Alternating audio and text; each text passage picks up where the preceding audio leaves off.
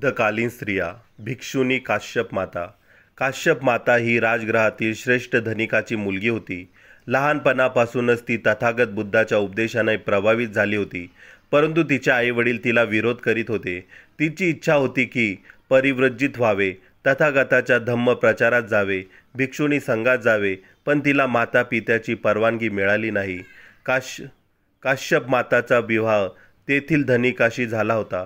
श्रीमंत कुटुंबात काश्यप माता सासरी राहू लागली. तिला कसलीही उणी तिच्या पतीने पडू दिली नाही. मात्र तिला सासरच्या 4 भिंतीत राहून तिचे मन लागेना.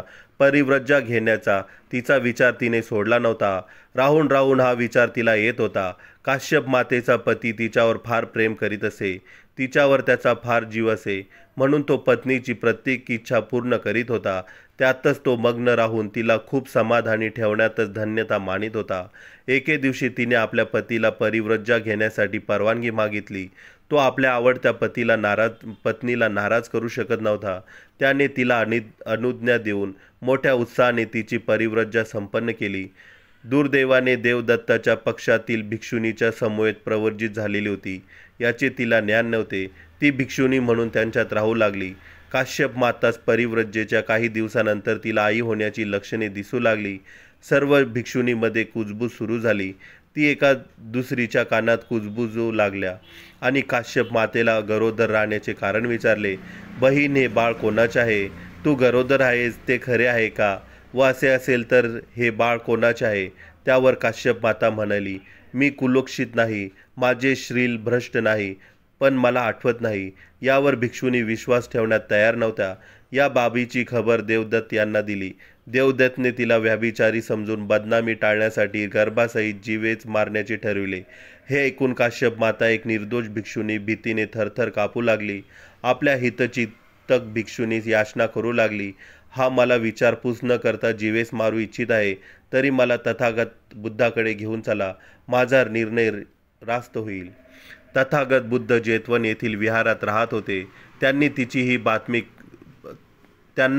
ही बातमी कळविली गेली. तथागत समजून गेले की तिने सांसारिक जीवन जगत असतानाच गर्भवती राहिली आहे. तिला जनतेपासून वाचविण्यासाठी तथागताने राजा बिंबिसार, अनाथपिंडक, विशाखा आणि इतर प्रमुख प्रतिष्ठित व्यक्तीत यांना बोलावून या गर्भिणीची परीक्षा केली. या बाबीचे काम उपाली स्थविर यांच्यावर सोपून दिले. उपाली स्थविर यांनी सभागृहात राजा इत्यादी मंडळींना बोलावले. विशाखाने काश्यप मातास एका खोलीत नेले. तिची कसून विचारपूस केली. हा गर्भ कोणाचा आहे? हा गर्भ केव्हा राहिला? त्याचा महिना कोणता? आणि उपाली स्थविर यांना अहवाल सभागृहातच दिला की ही गर्भधारणा ग्रहस्थ जीवनात झालेली आहे. याची हिला कल्पना न आल्याने तिने परिव्रजा घेतली. उपाली स्थविर यांनी काश्यप माता निर्दोष व शुद्ध असल्याचे जाहीर केले. काश्यप माता प्रसूती झाली.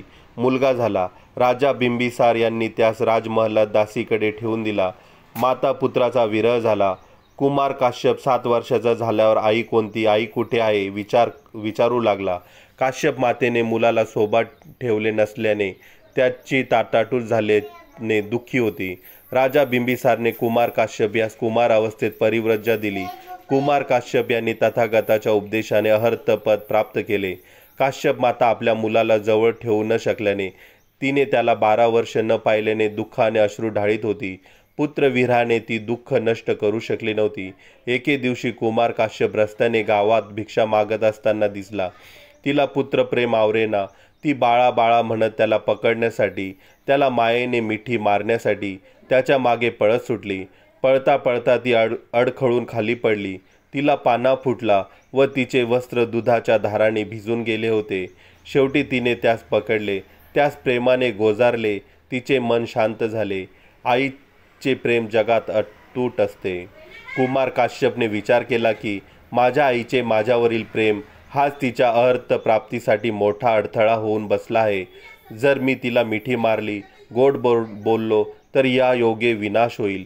म्हणून तो आईला म्हणाला, तू स्नेहाला सुद्धा दूर ठेवू शकत नाही, मग कशाला विचार करते? 12 वर्षानंतर मुलाने स्नेह शब्दाचा उच्चार कठोर केला. त्या क्षणी तिला ज्ञान प्राप्त होऊन अहर्त पद प्राप्त झाले.